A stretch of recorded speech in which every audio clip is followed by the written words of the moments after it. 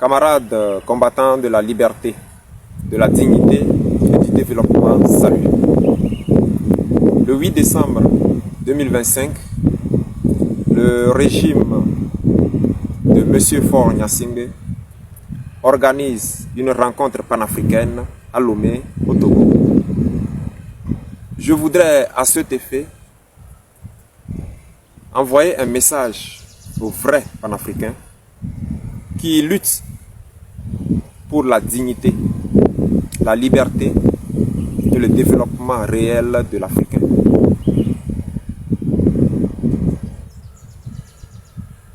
20 ans à la tête du Togo, M. Faure Gnassingbé ne s'est pas soucié de la liberté, de la dignité et du développement de son pays. Et comme le panafricanisme a le vent en poupe, M. Faure Gnassingbé se déguise en panafricain et se permet d'organiser des sommets auxquels participeront les panafricains. Je voudrais rappeler à la communauté nationale et internationale que l'un des grands panafricains,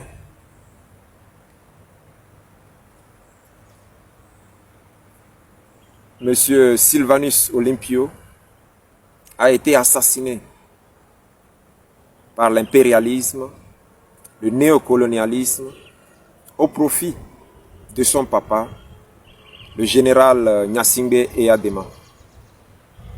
À la mort de ce dernier, plus de 500 morts pour que M. Faure Gnassingbé vienne au pouvoir. Plus de 20 ans à la tête de ce pays, la dictature a pris place. Et comme le panafricanisme a le vent en poupe, M. Faure Gnassingbé veut nous faire croire qu'il est devenu un panafricain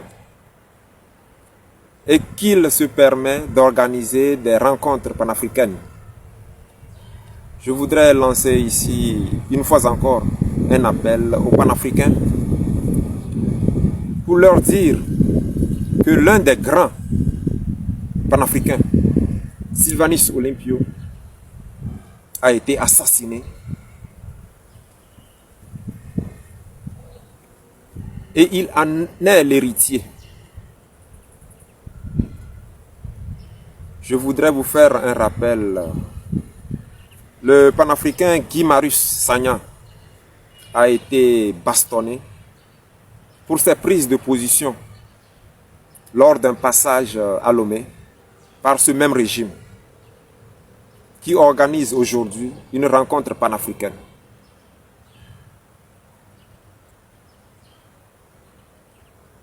Je voudrais lancer un appel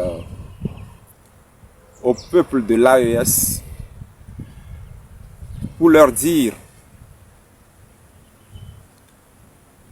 qu'il est vrai qu'ils ont profité de la largesse de M. Faure Gnassingbé lors de l'embargo que la CEDEAO a lancé contre eux. À cette époque, le Togo n'a pas vraiment adhéré à cette décision. Et ça, nous disons que, en tant qu'Africains, c'était le bon choix à faire.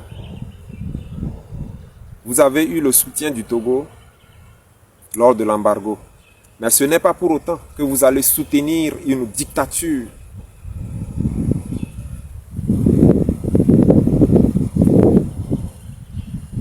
Je voudrais dire à la jeunesse togolaise que nous devons rester mobilisés pour le 8 décembre. Le 8 décembre, nous devons réclamer nos droits, les meilleures conditions de vie de la population togolaise.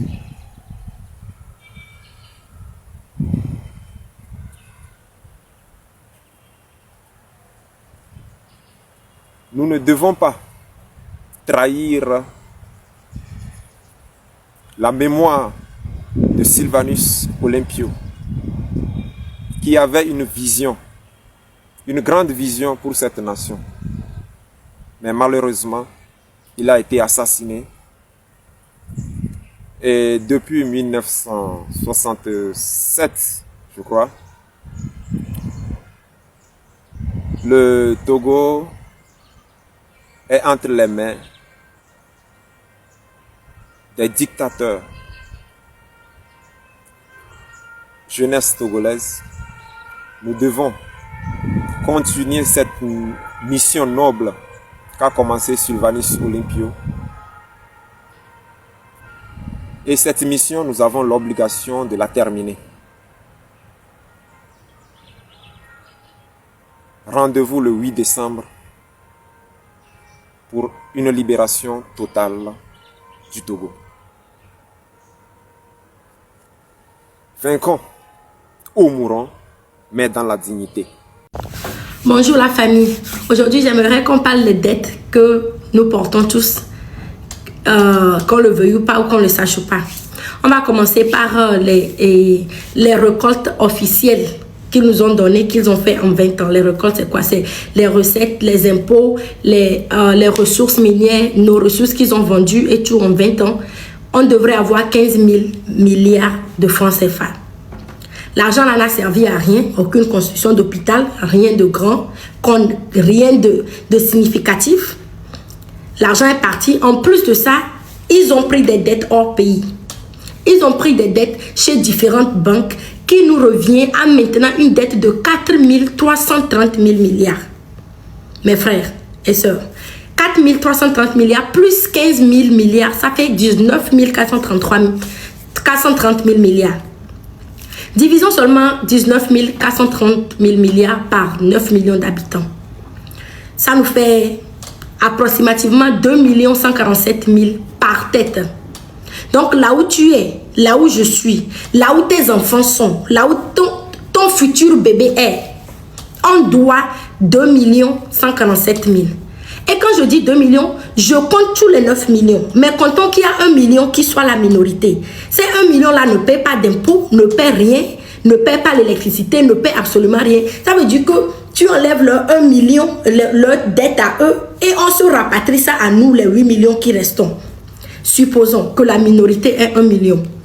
Ça veut dire que en plus de payer nos dettes, que eux, ils ont pris et bouffé, on va payer leurs dettes.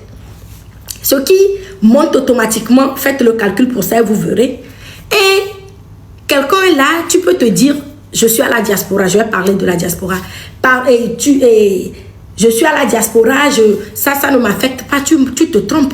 Tu te trompes largement parce que tu seras obligé d'envoyer plus parce que le coût de la vie au pays est élevé. Pourquoi? Les taxes ils doivent monter les taxes pour récupérer l'argent. Les gens chez qui on a prêté doivent récupérer leur argent. Et au niveau où c'est au port, tu veux déposer, tu veux amener tes conteneurs, tu devras payer plus. L'électricité, tu vas plus. Si tu loues une chambre à ton petit frère qui va à l'école ou ta petite soeur qui va à l'école, les prix sont élevés parce que tellement tout devient cher au pays pour pouvoir combler les taxes. Le FMI a dit il faut ajouter le prix aux choses pour qu'eux puissent être payés. C'est normal, c'est une banque. Quand tu vas à une banque et que tu fais un prêt, tu déposes quelque chose, tu déposes ta maison et que tu ne paies pas à un moment, ils peuvent prendre ta maison. Donc, on est arrivé à un point où, après toutes ces dettes, après nos ressources qu'ils ont mangées, les recettes de 15 000, et après toutes ces dettes, ils n'arrivent même pas à payer.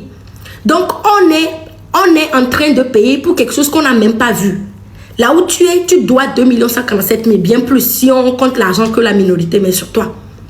Imaginons que ton frère ou ton oncle ou quelqu'un de ta famille tombe parce que la route n'est pas bonne, il perd sa vie.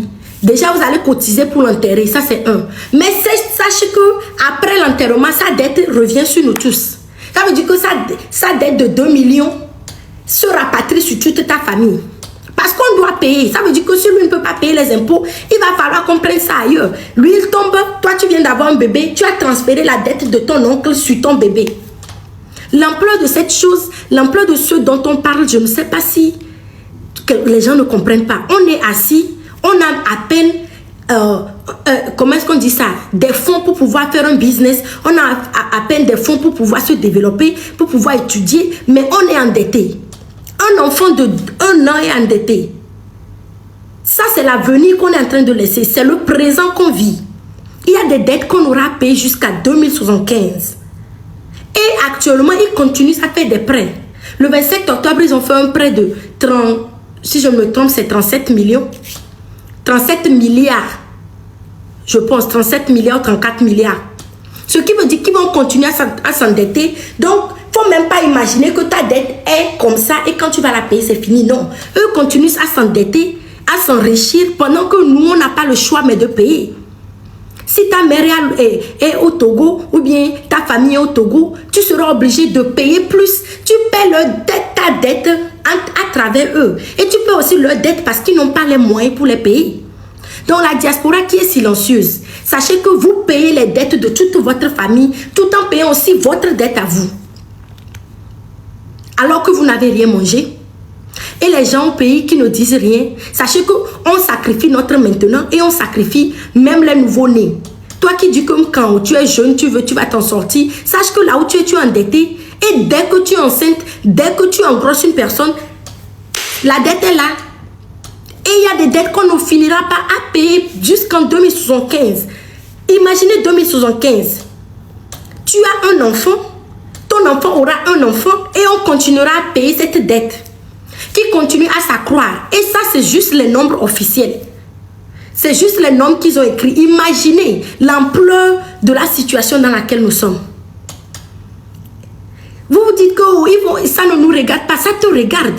Vous pensez que pourquoi est-ce que tout est devenu cher au marché, tout est devenu cher, les impôts se sont élevés, l'électricité est élevée, le prix de l'essence peut s'élever. Tout ça, c'est parce qu'ils doivent repayer ce qu'ils doivent.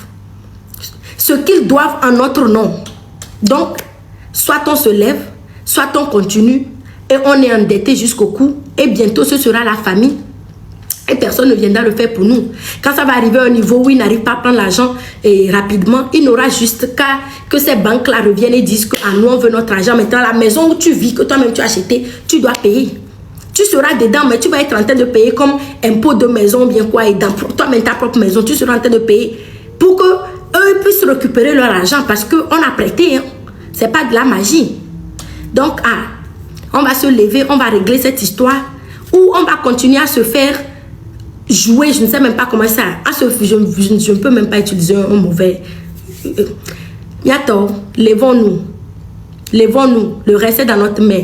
Le 8 décembre, ou dès que tu te sens prêt pour réagir, agissons. C'est la seule solution. Il n'y a pas 36 solutions dedans. Seul le peuple souverain. Le plus tôt on le comprend, le mieux c'est.